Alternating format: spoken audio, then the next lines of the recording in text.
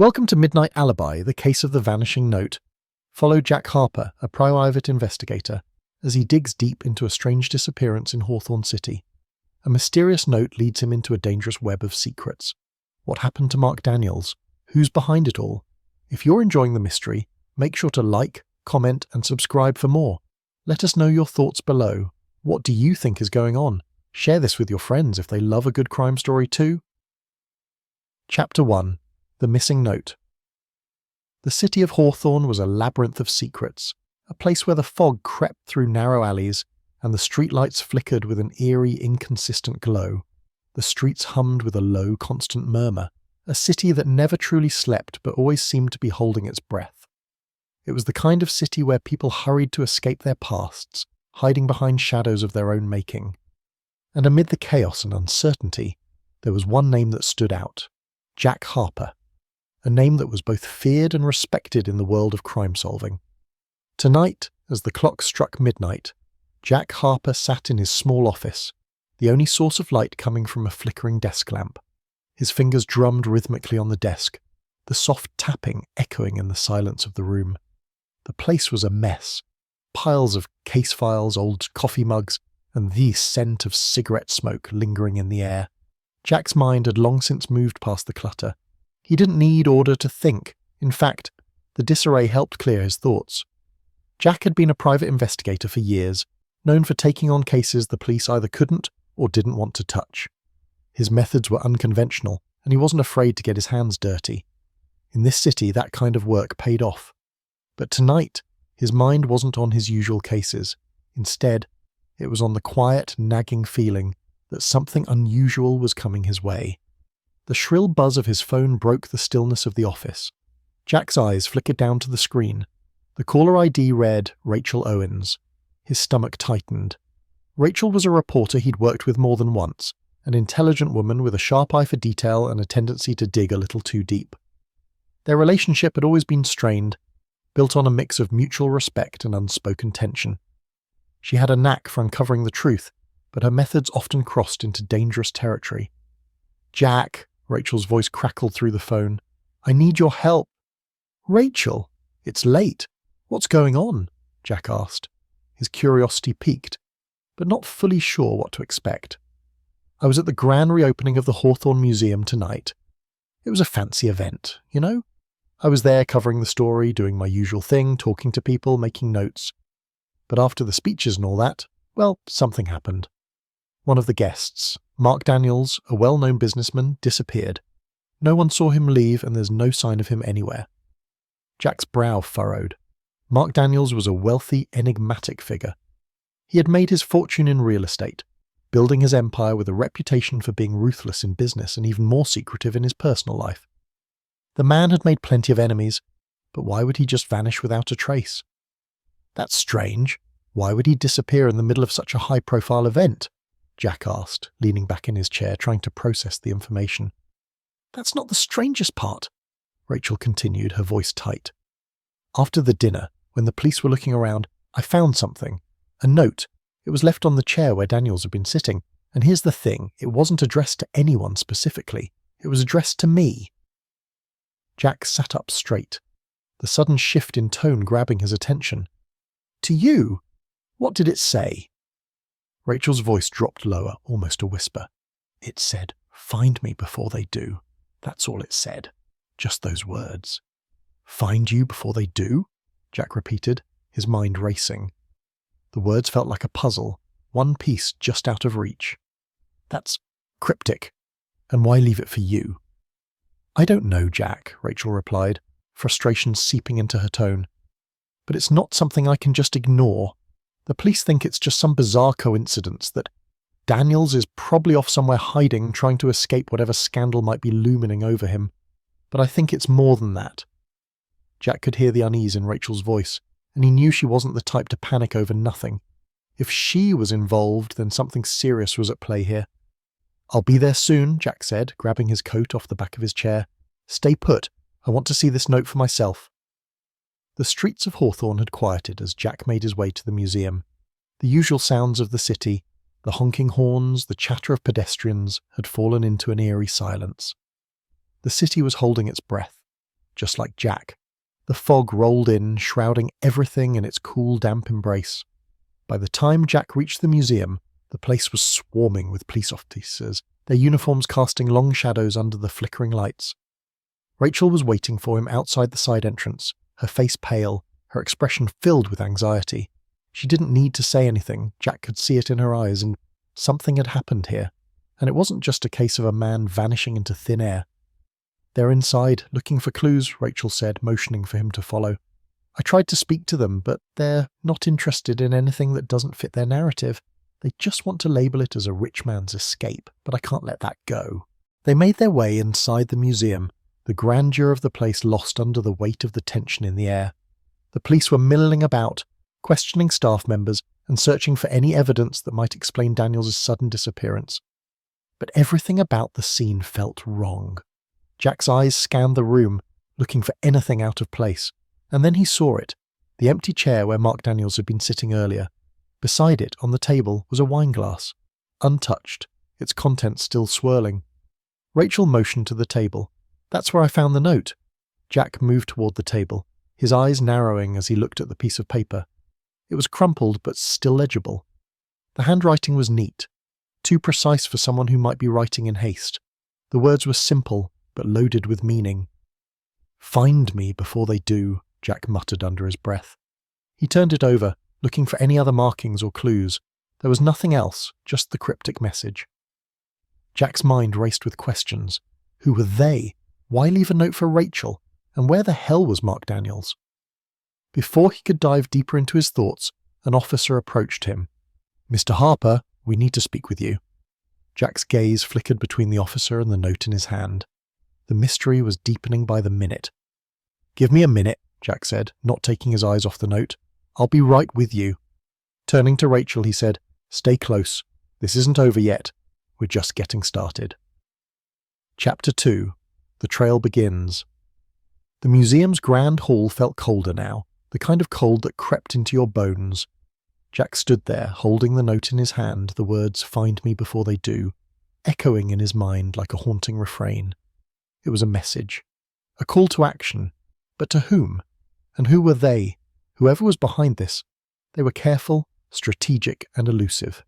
Mark Daniels had disappeared, and all that was left was this cryptic clue. Jack could feel that he was standing on the edge of something much larger than he had expected. Rachel had moved away to speak with a few of the museum staff members, who were still hanging around. Jack watched her for a moment before he turned his attention back to the officers who had approached him. They were standing by the entrance to the back office, waiting for him to make his way over. Jack didn't like the look in their eyes. It was the look of people who thought they had all the answers but didn't want anyone else poking around. The officer who spoke to him earlier was a tall man, his face stern and unreadable. He looked like he could have stepped out of a crime procedural show, a man who followed the rules and didn't appreciate the loose cannons in the room. Jack had dealt with plenty of officers like him over the years, and he knew how to play the game. "Mr. Harper," the officer said, his voice cool but firm. "I'm Detective Harris. We need to ask you a few questions. You've been involved in some high-profile cases in the past, and we would like to understand what you're doing here." Jack stepped forward, putting the note in his pocket. He wasn't about to let Harris or anyone else dictate the terms of the investigation. "I'm here on my own accord. Rachel Owens reached out to me. She found something that doesn't add up." "We're handling this," Harris said, his tone dismissive. "Mark Daniels is a grown man. If he wants to disappear, that's his choice. We don't need any outside interference, especially not from someone with your reputation." Jack's lips tightened. "I'm not here to step on anyone's toes, Detective. I'm here because of that note," he said, pulling the paper from his pocket and holding it up. "Someone left this behind, addressed to Rachel. Find me before they do. That's not just some drunken scribble. It's a message. And if you want to know why Daniels is missing, you're going to need to follow it." Harris's eyes flickered to the note, and for a moment, Jack saw the tiniest glimmer of uncertainty. It was gone in an instant, replaced by the hardened professionalism of a detective who had seen too much to be easily rattled. "We'll take care of the investigation, Harper," Harris said, his voice low. "I suggest you stay out of our way." Jack didn't answer immediately. He just watched the detective for a moment, his mind already working. There was more to this story than the police were willing to admit. He could sense it. The disappearance was too clean, too calculated. Mark Daniels wasn't just another rich man playing hide and seek. Something else was going on, something dangerous, and if Jack wasn't careful, he might find himself tangled in a web that stretched much further than he could have imagined. Turning away, Jack made his way to the museum's back office. He needed to see where Mark Daniels had been, to understand what had happened in the moments before he vanished. Harris may have been content to stand around and issue orders, but Jack wasn't that type of investigator. He worked from the inside out, searching for the details others missed. Inside the office, things were just as Jack had expected: sterile, impersonal. There was a desk covered in papers, a computer screen glowing faintly in the darkened room, and a few empty chairs around a large wooden table. The museum's security guard was sitting in one corner, looking uncomfortable. He was young, probably in his 20s, with a nervous twitch in his eye. He hadn't seen anything, Jack was sure of it, but he might have heard something. Jack moved toward him, his voice low but firm. "What can you tell me about the dinner tonight? What happened after Mark Daniels sat down?" The guard looked up at Jack, hesitating for a moment before speaking. "Well, it wasn't much. He was in a good mood, mingling with a few people, talking shop. But when the dinner started, he just seemed distant. He wasn't really engaging like the others. He barely touched his food, barely drank. After dessert, he got up from the table and walked toward the back hallway. He was gone for about 5 minutes and then what?" Jack pressed.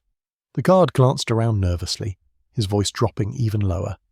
Then he came back looking different. His face, he looked like he'd seen a ghost. He sat back down, but he didn't say anything, just stared at his wine glass. That's when Rachel came over to him. She was talking to him for a few minutes before he left. I didn't see him go, though. I was on the other side of the room watching the door. Jack's mind raced. Mark Daniels had stepped away for a few minutes, just enough time for something to happen, and the way the guard described it, Daniels had come back looking different, as if something had changed him. It didn't sit right. It was as if Daniels knew something, or someone, was after him, and that something had scared him. "Did anyone else notice?" Jack asked. The guard shook his head, his nervousness growing. "I don't know, I didn't think anything of it. But I'll tell you, something wasn't right. He looked, I don't know, like he was running from something." Jack nodded, his thoughts racing. The note, Daniel's sudden change in behaviour. It was all connected. But how? And why was Rachel the one he chose to leave the message for? The answer, Jack knew, wouldn't be easy. But one thing was clear, this was just the beginning. Whoever they were, they weren't done with Mark Daniels. And Rachel, she might be the key to everything. As he stepped out of the office, Jack's phone buzzed again. It was a message from Rachel. "I found something. Meet me at the old warehouse on Hawthorne Street. It's urgent." Jack's pulse quickened. The game had just begun. Chapter 3. Secrets Unveiled. The streets of Hawthorne were eerily quiet. The usual hum of the city stilled under the weight of the fog that clung to the pavement like a secret. Jack's footsteps echoed down the empty road as he made his way toward the old warehouse on Hawthorne Street. The building loomed in front of him, an industrial relic, abandoned and forgotten by most, but not by Rachel. She had called him here for a reason, and Jack wasn't one to ignore a lead, no matter how strange or out of place it might seem. As he approached the entrance, the familiar flicker of neon lights from a nearby diner cast long shadows against the warehouse walls. The place seemed to hold its breath, waiting. Jack's hand hovered near his coat pocket, where he kept his gun, just in case. He wasn't expecting trouble, but in his line of work one could never be too careful. He reached the rusted metal door, its paint chipped and peeling. Rachel was waiting inside, her silhouette barely visible through the dirty windows. She looked tense, her posture rigid, as if she was bracing herself for something. As Jack pushed the door open, the sound of creaking hinges broke the silence, sending a jolt of anticipation through the air.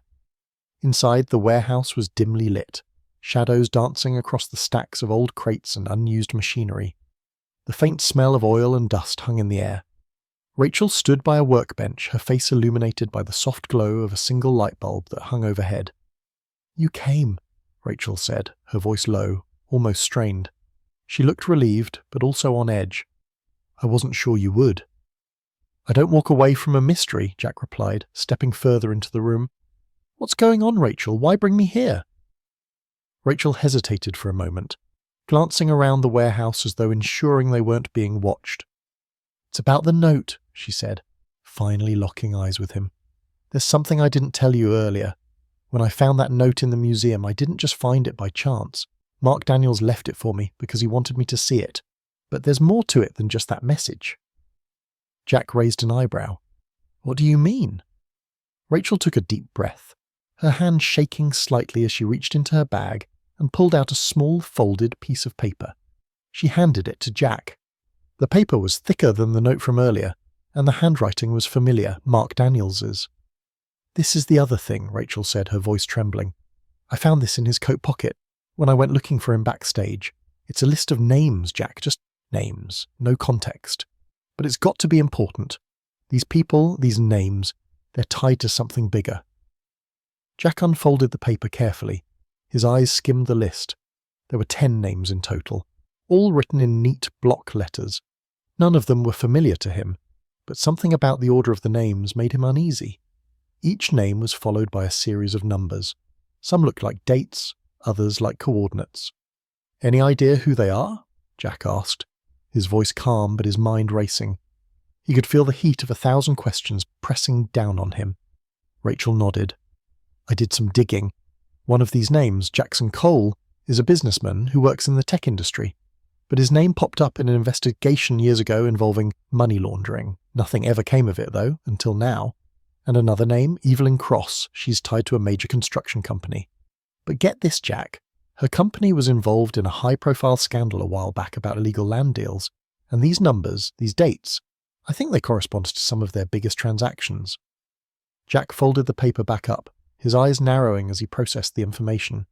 This was more than just a missing person case. It was a web of connections, threads stretching out into every corner of the city. Mark Daniels had been caught in the middle of something much bigger than anyone had realized. "So Daniels was mixed up in something dangerous?" Jack asked, his mind already running through the possible implications. "What was his involvement?" Rachel bit her lip, the weight of the revelation pressing down on her. "I think Daniels was going to blow the whistle on something. I think he knew what these people were up to.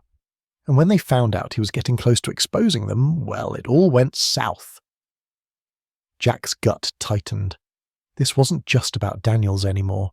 It was about the people pulling the strings behind the scenes, people who weren't afraid to do whatever it took to protect their secrets. "Where does this leave us?" Jack asked, his voice steady but filled with determination. Rachel hesitated for a moment, then met his gaze. "I don't know yet, but I found something else, something that might explain why he was so scared." Rachel led Jack over to a dusty iron table in the corner, where a stack of papers lay scattered. She flipped through them, pulling out one in particular that seemed to stand out. She handed it to Jack. It was a photo, grainy and poorly lit, but it was clear enough to make out the figures in it. There were 2 men standing in what appeared to be a dimly lit office. One of them was Mark Daniels. The other was someone Jack had never seen before. The man was tall, with sharp features and an expression that could freeze water. His eyes were cold, calculating. The photo didn't have a date, but the context was obvious. Daniels had been meeting with someone, and it wasn't just a casual business discussion. Jack could feel the tension radiating off the image. "This is the guy who I think is pulling the strings," Rachel said quietly. "The man in the photo.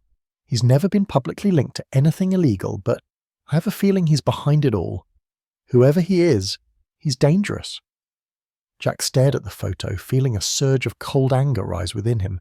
This was no longer a case of a missing person. This was a fight for survival. Daniels had disappeared for a reason, and whoever was behind this wouldn't stop until they had silenced everyone involved. Jack's mind raced as the pieces began to fall into place. "All right," he said, tucking the photo into his coat pocket. "We need to find this man. We need to know who he is, what he wants, and what Daniels knew before he disappeared." Rachel nodded, her eyes dark with resolve. "I'll keep digging. But Jack, be careful. Whoever's behind this, they're not just going to sit back and let us take them down." "I know," Jack said, his voice low, determination in his eyes. "But I'm not backing down now, not when we're this close." As he turned to leave, Jack felt the weight of the case press down on him. The hunt was on, and he wasn't about to let whoever was pulling the strings get away. Chapter 4. The Unseen Hand. The night had deepened, and the city of Hawthorne seemed to have fallen into a restless slumber. But Jack Harper was wide awake, his mind unable to quiet the storm of thoughts swirling around him. The warehouse had given them a few pieces of the puzzle, but there was still a gaping hole where the truth should be. Mark Daniels was missing, and the web of people tied to his disappearance was more intricate than Jack had imagined. Each new discovery only led to more questions, and with every step, the danger grew closer. As Jack drove through the fog-drenched streets of Hawthorne, he couldn't shake the image of the man in the photo. Cold, calculating, and dangerous. Whoever he was the key. Mark Daniels had been meeting him, and that could only mean one thing. Daniels knew something that could bring down an empire built on lies. Jack's phone buzzed in his pocket, pulling him out of his thoughts. He reached for it, glancing at the screen. It was a text from Rachel. "I found something. Meet me at the old church on 5th and Bell. It's urgent." Jack's pulse quickened. Another lead. Another piece of the puzzle.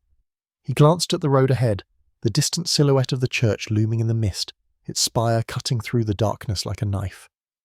The old church had been abandoned for years, its stained glass windows cracked and its stone walls weathered by time. It wasn't the kind of place you'd go unless you were looking for answers or hiding something. Jack's mind raced as he turned the corner, heading toward the church. Rachel had been digging, and whatever she'd found, it was serious. He couldn't afford to waste any more time. When he arrived, the church stood as desolate as he remembered. The doors were ajar, creaking on their hinges as if beckoning him inside. He stepped out of the car and approached cautiously, his senses on high alert. This wasn't just a meeting place, it was a warning. Inside, the church was dimly lit, the faint glow of moonlight filtering through the broken windows. The pews were covered in dust and the air smelled stale, like it had been years since anyone had dared to step inside. But there, in the centre of the room, stood Rachel. She was holding a folder, her face tense with urgency. "Jack, thank God you're here," Rachel said, her voice low but filled with a mixture of relief and fear. She motioned for him to come closer. "I've been digging into those names from the list. I think I found something that ties them all together." Jack approached, his eyes scanning the room for any signs of danger. He knew the risks of getting too close to a case like this. Whoever was behind Daniel's disappearance wouldn't hesitate to eliminate anyone who stood in their way. "What did you find?" Jack asked, his voice sharp with anticipation. Rachel handed him the folder, her hands trembling slightly. "I've been following the paper trail. I found financial records, contracts, things that don't add up. And there's one name that keeps coming up over and over again. The man in the photo. His name is Victor Holloway." Jack's stomach sank. Victor Holloway. The name had a cold, detached ring to it, the kind of name that belonged to someone who operated from the shadows. Jack had heard whispers of Holloway before, a businessman with ties to every corner of the city, but nothing concrete. He was a ghost, elusive, untouchable. But now he was the centre of everything. "Who is he?" Jack asked, his voice tight. Rachel looked up at him, her eyes dark with the weight of what she had uncovered. "Victor Holloway is the owner of several large businesses in the city. Construction, real estate, tech. But what I found in these records, it's not just business deals. He's connected to some of the biggest criminal organizations in the city. Money laundering, illegal arms deals, you name it. And these names on the list, they're all tied to him, either directly or indirectly." Jack clenched his fists. Holloway wasn't just a businessman, he was a kingpin, pulling the strings from behind the scenes. And Mark Daniels had been caught in his web. "This explains everything," Jack muttered. Daniels was trying to expose him. He must have found something, some evidence that could bring Holloway down. Rachel nodded. "I think Daniels knew he was getting too close. That's why he left the note. He wanted us to find him before Holloway's people did." Jack felt a surge of determination rise within him. He wasn't about to let Holloway get away with it, not when they were so close to uncovering the truth. But the question remained. How far was Holloway willing to go to protect his empire? And how far would Jack go to bring him down? "We need to get this information to the police," Rachel said, her voice urgent. "If we can expose Holloway's connections, we can take him down." Jack shook his head. "No, the police are too close to Holloway. We can't trust them, not yet. We need to handle this ourselves." Rachel looked at him, her eyes filled with uncertainty. "What do you mean? We can't do this alone. We need help." Jack took a deep breath, his mind already working through the possibilities. "We're going to need a plan. But first, we need to find Daniels. He's the key to everything, Rachel. If we can find him, we can use him to expose Holloway. Just then, the faint sound of footsteps echoed through the church, followed by the sound of a door creaking open. Jack spun around, his hand instinctively reaching for his gun. Rachel froze, her breath catching in her throat. "Who's there?" Jack called out, his voice low and controlled. From the shadows emerged a figure, tall, with a silhouette that looked too familiar. As the figure stepped into the light, Jack's eyes widened in shock. It was Mark Daniels. His clothes were disheveled, his face gaunt and pale, as if he hadn't slept in days. He looked like a man on the run, a man who'd been through hell and back, but he was alive. "Mark!" Rachel gasped, her voice trembling. "Where have you been? We thought—" "I'm sorry," Daniels interrupted, his voice hoarse. "I had to disappear. They were going to kill me. Holloway's men, they're everywhere. I didn't have a choice." Jack stepped forward, his gaze fixed on Daniels. "You need to tell us everything. Everything you know about Holloway. It's the only way we can stop him." Daniels looked at them both, his eyes filled with fear and guilt. "You don't understand. Holloway's reach goes further than you think. If you get too close, you won't just be risking your lives, you'll be risking everyone around you." Jack's pulse quickened. The stakes had just been raised. "We don't have a choice," Jack said, his voice steady. "We're already in this, Mark. Now you need to help us bring him down." Daniels took a deep breath, his shoulders slumping, as if the weight of the world had just descended upon him. "All right," he said, his voice barely above a whisper. "I'll tell you everything. But you have to promise me one thing. Don't trust anyone, Jack. Not even the police." Chapter 5. The Web Tightens. The moonlight barely filtered through the stained glass windows of the old church, casting a dim, eerie glow over the room. Mark Daniels sat on the edge of the pew, his hands trembling as he recounted the last few days of his life. Jack and Rachel stood before him, their faces a mixture of disbelief and determination. "We need to move fast," Jack said, his voice steady but filled with urgency. "Tell us everything you know, Mark. We're running out of time." Mark swallowed hard, his gaze flickering to Rachel, then back to Jack. He looked like a man who had seen the edge of the abyss and wasn't sure if he'd made it back. His eyes were haunted, and the fear in them was palpable. "I never wanted to be in the middle of this," he began, his voice hoarse. "I never asked to be the one who uncovered what Holloway was doing. But when I did, when I started putting the pieces together, I realized how deep it went. This isn't just about illegal business deals. Holloway's operations touch every part of the city. Real estate, tech, money laundering, even human trafficking. It's all tied together." Jack's pulse quickened. He had suspected as much, but hearing it from Daniels made it real. Holloway wasn't just a businessman with a few dirty deals. He was a criminal mastermind, orchestrating an empire of corruption and destruction. And Mark Daniels had been too close to the truth. "How did you find out?" Rachel asked, her voice a mix of curiosity and concern. "What made you start looking into him?" Mark's eyes darkened as he glanced toward the floor. It wasn't one thing. It was a series of small, seemingly insignificant details. Contracts that didn't add up, strange financial transactions, missing documents. I started asking questions, and that's when I noticed something. People were watching me. At first, I thought it was just paranoia.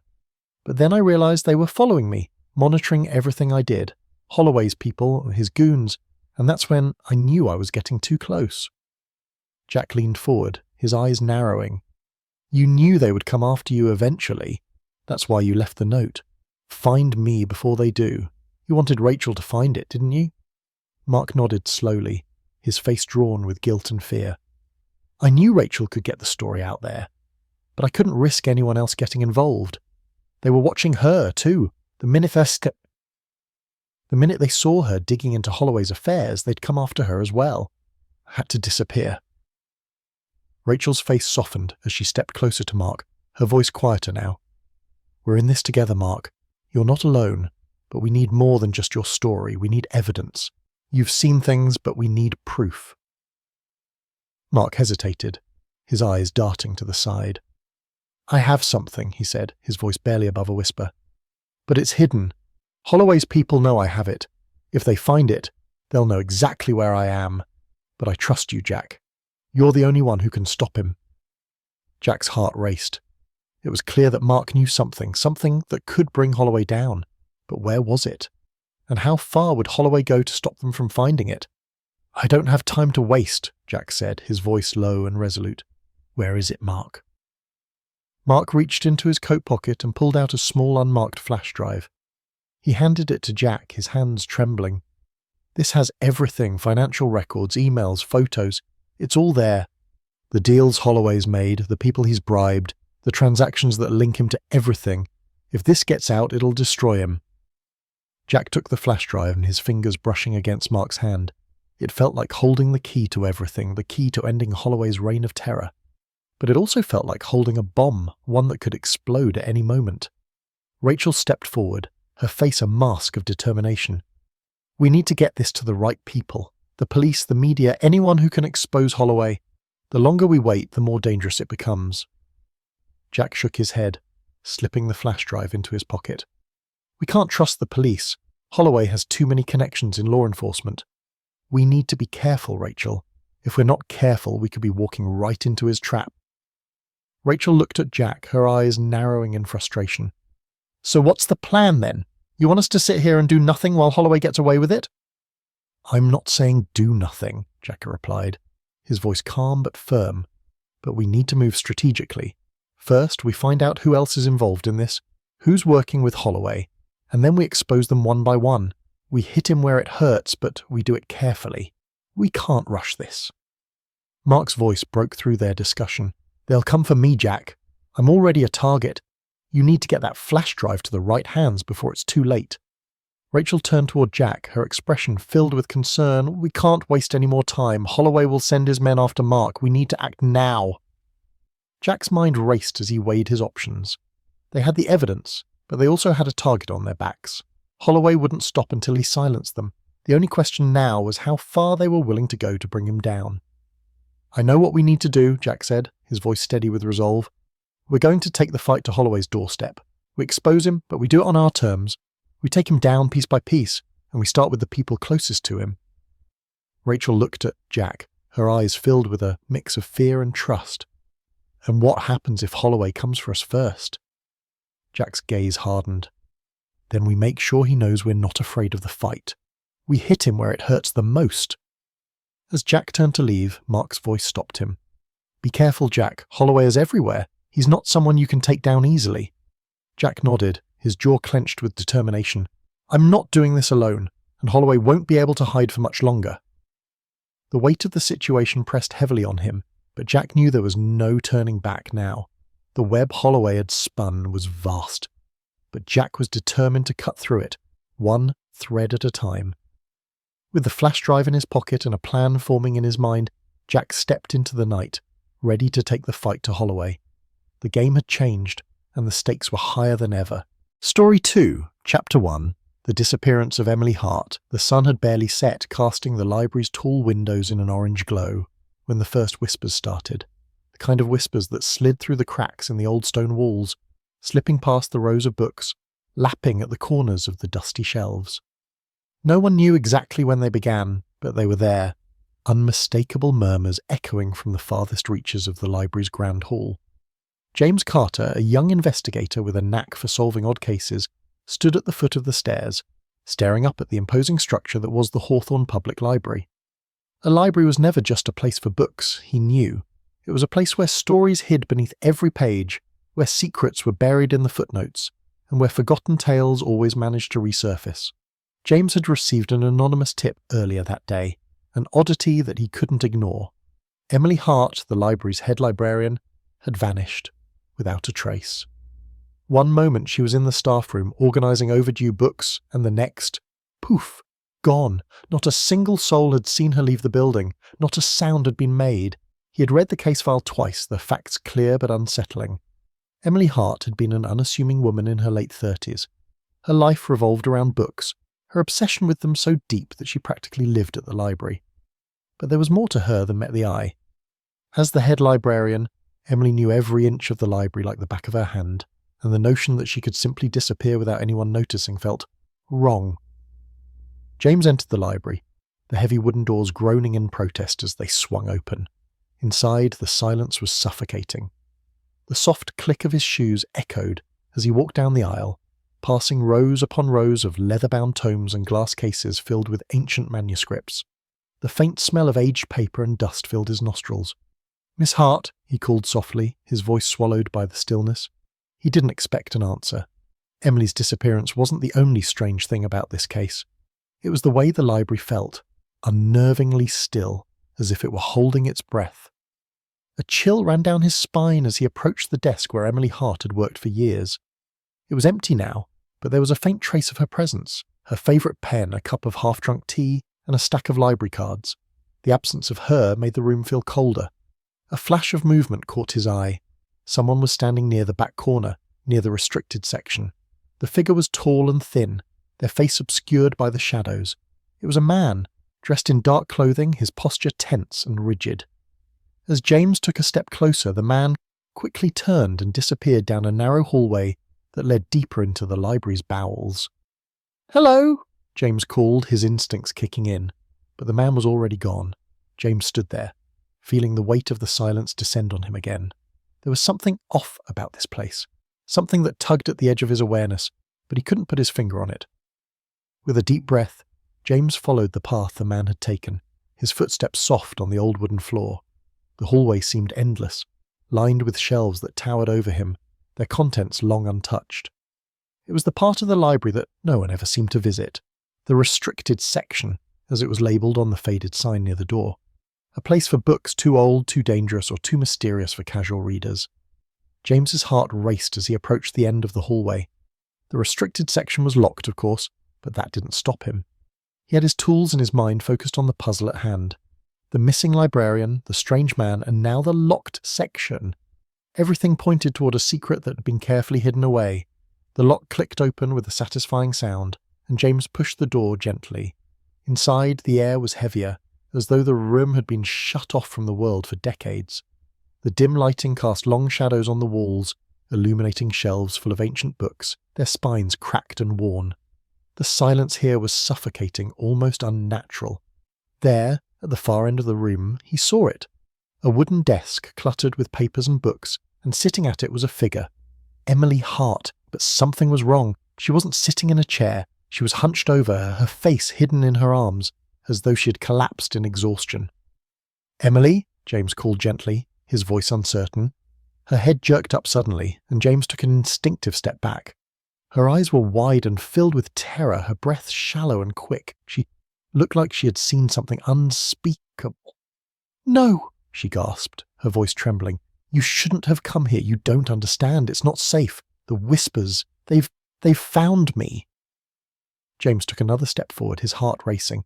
"Emily, you need to tell me what's going on. Where did you go? Why did you disappear?"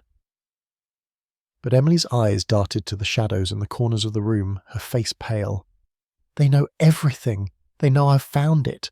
The book, James. The one that tells it all. The truth." She shuddered, her voice breaking.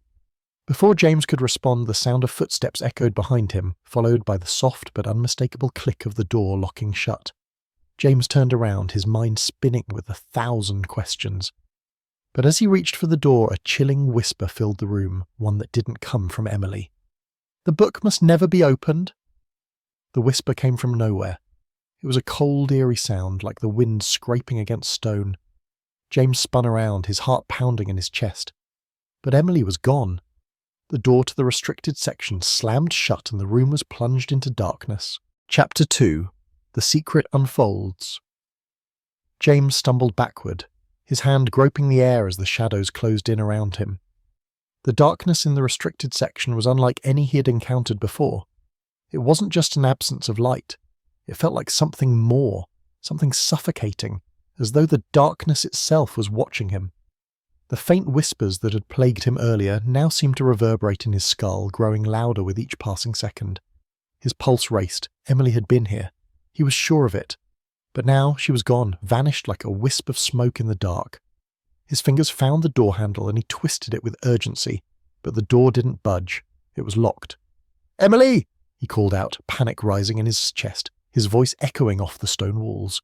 There was no response, just the thick silence that pressed in on him like a vice. He reached for his flashlight, the beam cutting through the darkness as he scanned the room. The faintest outline of bookshelves appeared in the dim light, their towering presence ominous.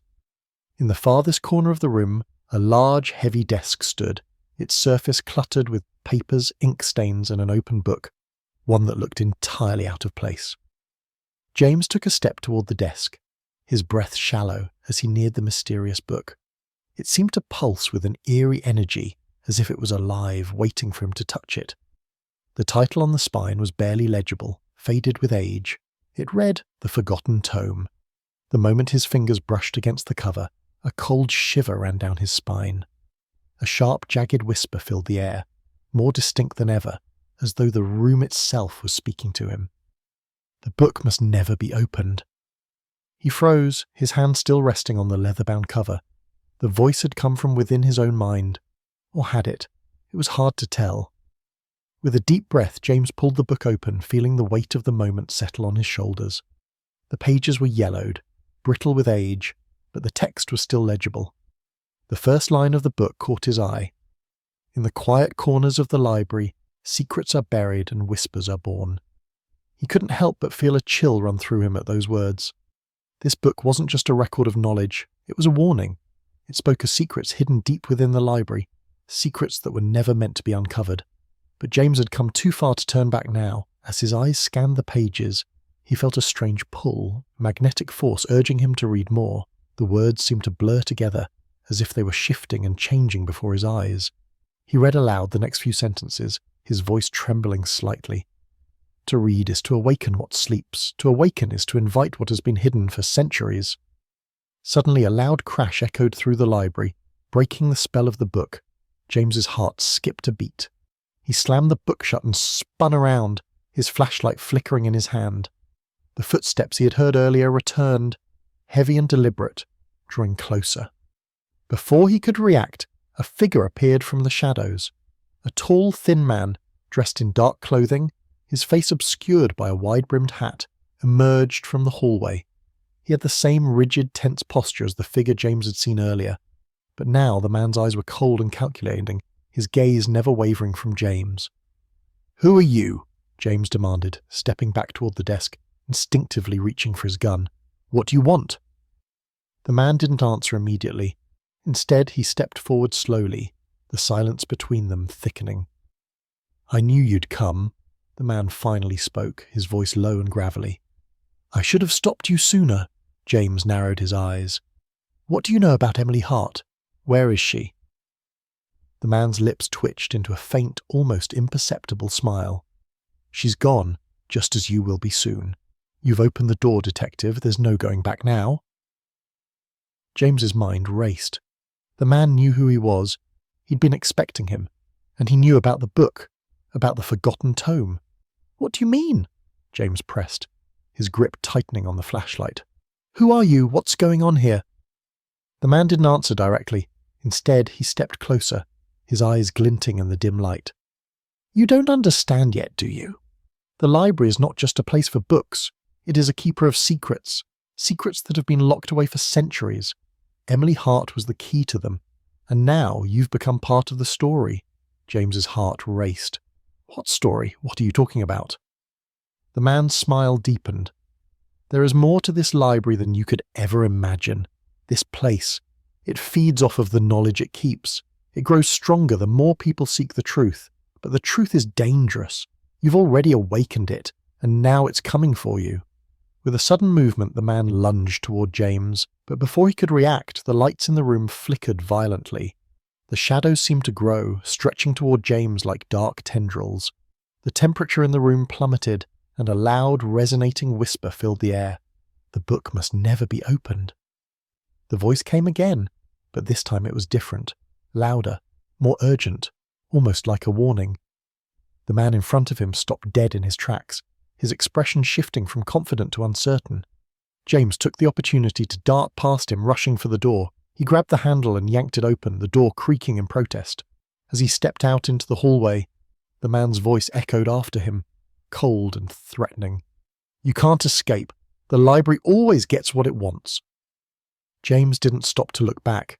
His mind was spinning and his heart pounded in his chest as he ran through the library's labyrinthine hallways, The sounds of footsteps trailing behind him, growing fainter with each step. The whispers, though, grew louder. But even as he fled, James couldn't shake the feeling that he was being watched. He could feel it in the pit of his stomach. The library wasn't just a place of knowledge, it was a predator, and he had become its prey. Chapter 3.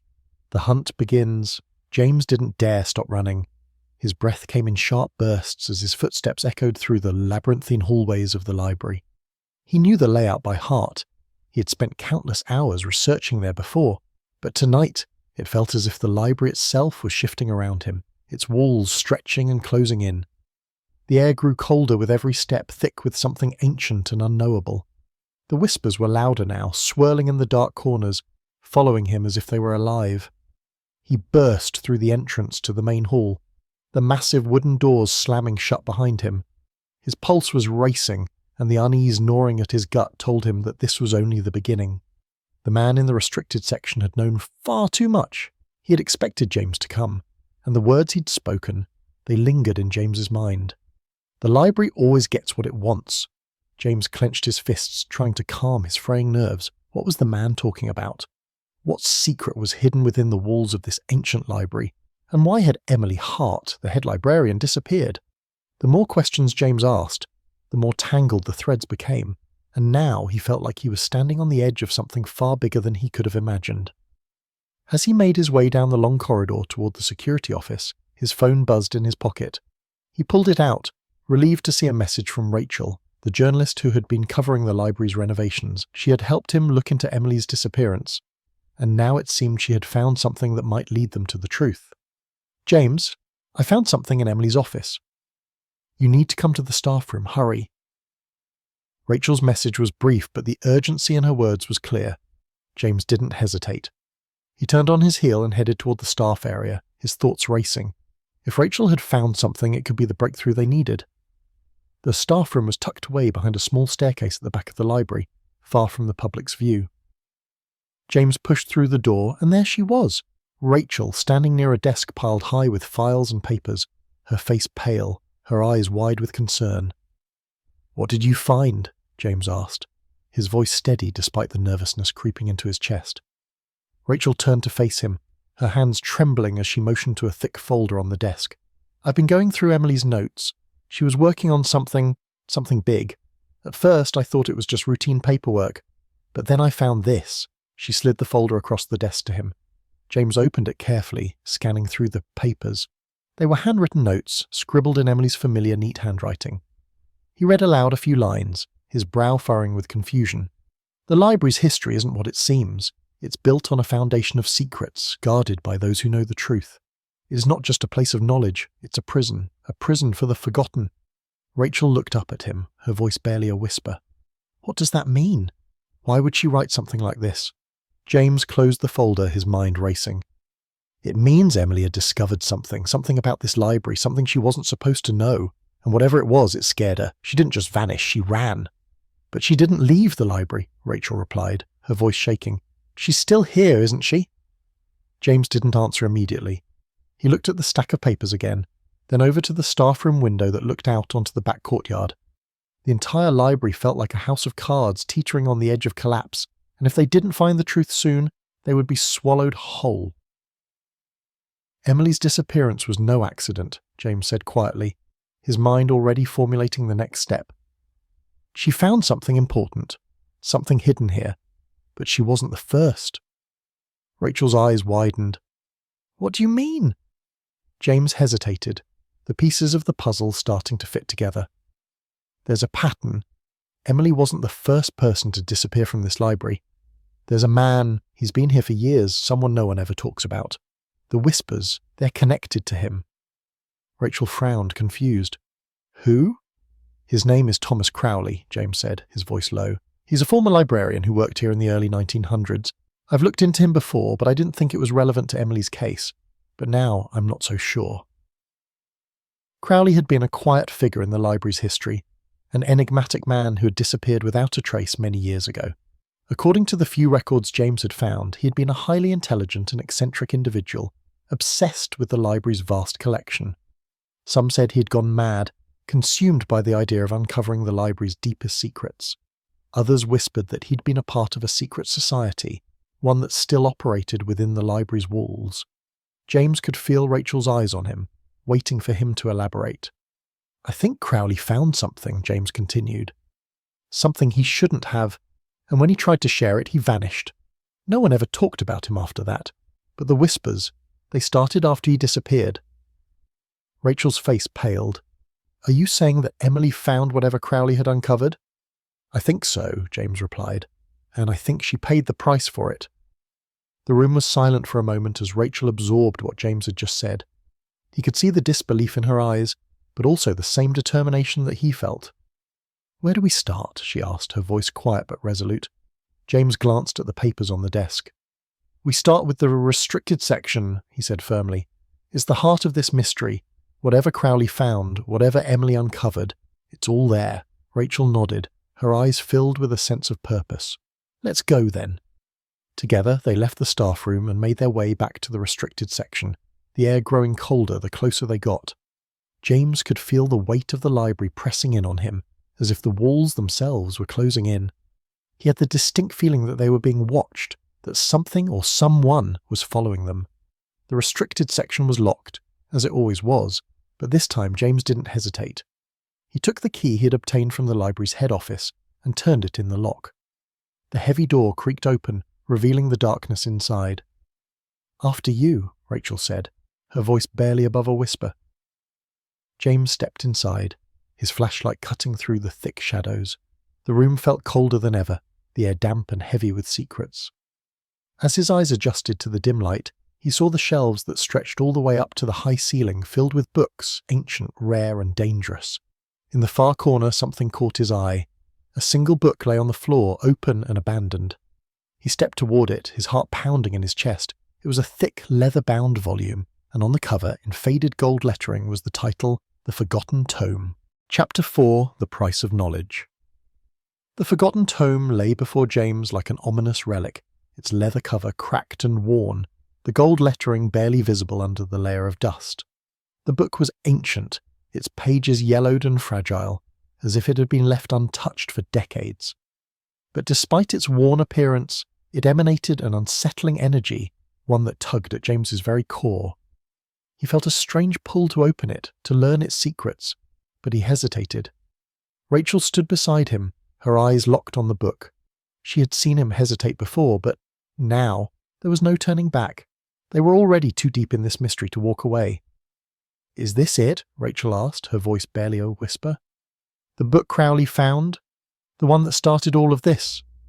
James nodded slowly, his gaze never leaving the book. "It has to be. It's the only thing left. The only connection between Emily Crowley and the disappearances." The air in the restricted section was thick, almost suffocating. The faint sound of whispers seemed to drift from the corners of the room, unnoticed by Rachel, but impossible to ignore for James. His mind raced as he wondered what Emily had uncovered within these pages, what Crowley had learned that was so dangerous it had cost him his life. He knelt down carefully, his fingers trembling slightly as he opened the book. The first page was blank, and for a moment he thought that maybe it was all a hoax, maybe the book was just an old forgotten relic with no real significance. But then, as his eyes moved to the next page, the ink seemed to shift, the words coming to life. "In the shadows of knowledge lies the truth, buried deep beneath the weight of time. The library is not just a place of learning, it is a keeper of the forgotten. Those who seek the truth may find it, but they must be prepared to pay the price."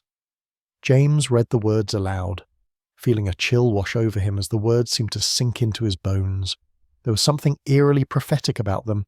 He could almost hear the echoes of those who had sought the truth before him, the ones who had paid the price. "I knew it," James muttered. Crowley, Emily, they were searching for the same thing. Rachel took a step closer, her eyes wide with a mixture of curiosity and fear. "What do you mean?" "The library," James said, turning to face her.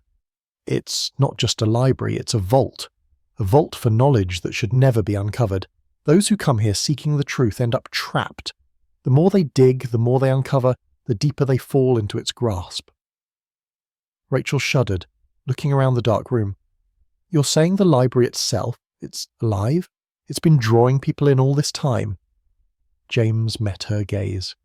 "I'm saying the library has been hiding something for centuries. Crowley found it, and now Emily has too.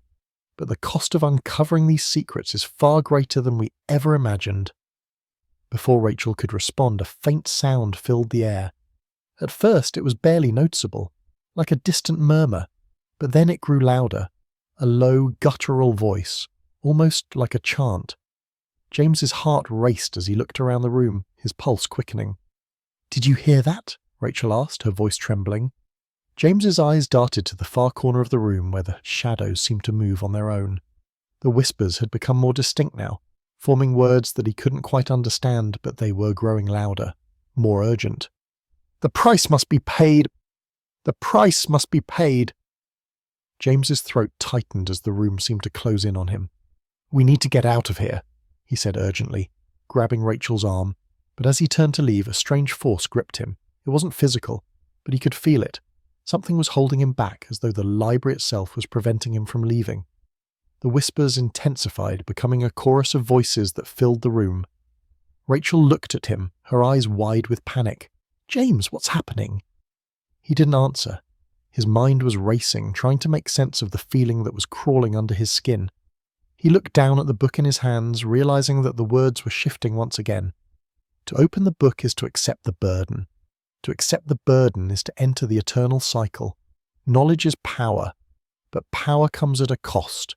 No one who has opened the book has ever left unchanged.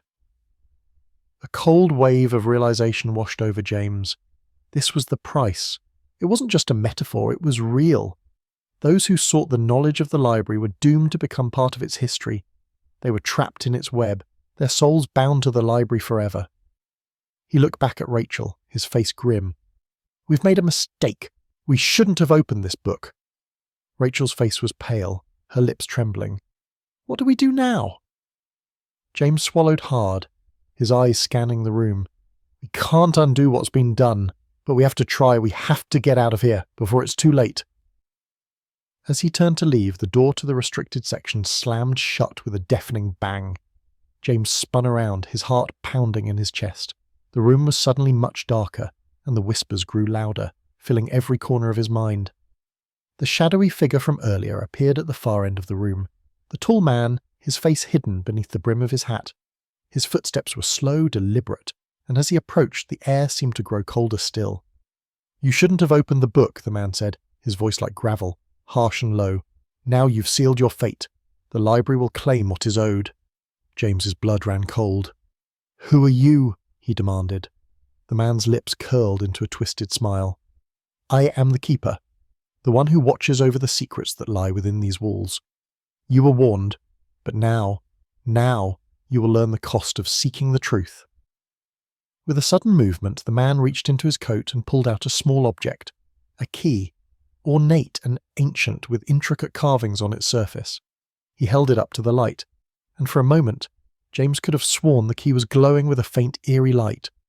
"The key to the library's heart," the man said. "Once you've entered, there is no leaving. And now you are bound to its fate." James's mind raced, his instincts screaming for him to run, but he knew it was too late.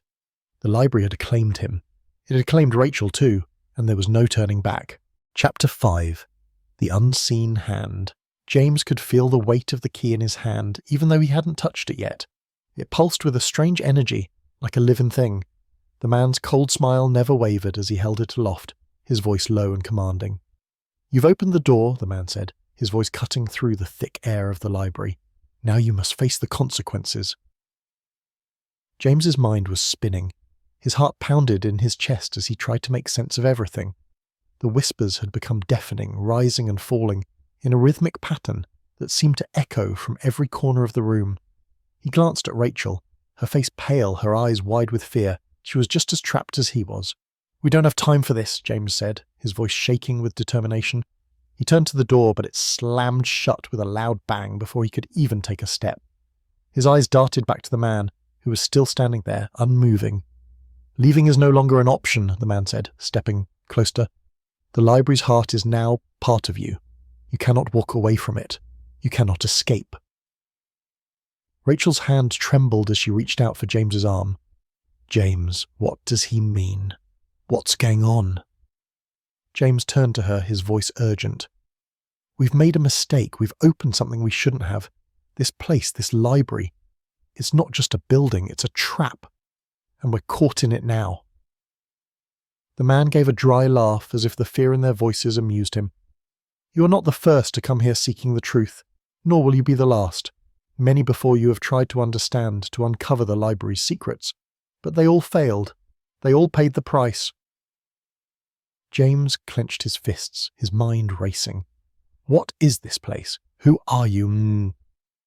The man's lips curled into a smirk, his eyes gleaming with something ancient and dark.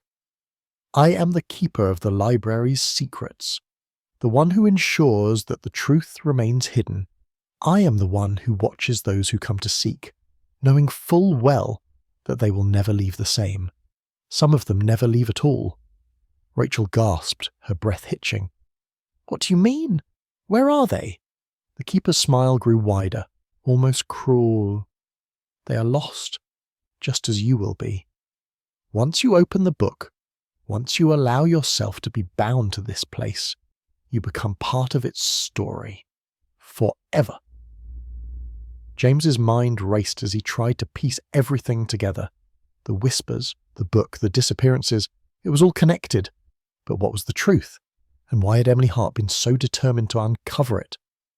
We can't stay here, Rachel said, her voice shaking. We need to get out. Now! The keeper's gaze locked onto hers, his eyes glowing with an eerie light. You can never leave, child. The library doesn't let go of those who seek its truth. The heart of the library is inside of you now. You belong to it. James felt his stomach churn, a sense of dread rising within him.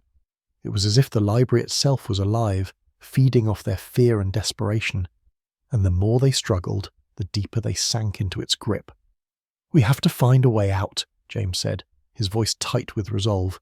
We need to destroy this place, whatever it takes. The keeper chuckled darkly. You think you can destroy what has existed for centuries? The library is eternal, and it will claim whatever it needs to keep its secrets safe. Your lives are forfeit. James's eyes narrowed, his mind working through the possibilities. The key, the whispers, the method, it all pointed to something ancient, something far beyond their understanding. The library wasn't just a building, it was a living entity, one that had been feeding on those who sought its truth for generations. Then what's the point of all this? James demanded, his frustration bubbling over. What are you trying to protect? What's in this library that's worth all the lives it's taken? The keeper's expression darkened, his eyes narrowing. The truth, detective. The truth that no one should ever know. The truth that would destroy everything. A cold sense filled the room as James felt the weight of the keeper's words sink in. This wasn't just about a book. This wasn't just about a missing librarian. It was about something much bigger, something that had been hidden for so long that even the keeper didn't want it to be found. The room seemed to close in on them, the shadows stretching like dark tendrils, pulling them deeper into the library's grasp. The whispers grew louder, more urgent, almost as if they were warning them. But warning them of what? Tell me what you want from us, James said, his voice low but fierce. If we're trapped here, we might as well know everything. The keeper paused, his expression shifting slightly. I want nothing from you, detective. I'm only here to ensure that the truth stays buried, to ensure that those who seek it, like you, never leave with it. James's mind raced. There was something more here, something that the keeper wasn't telling them.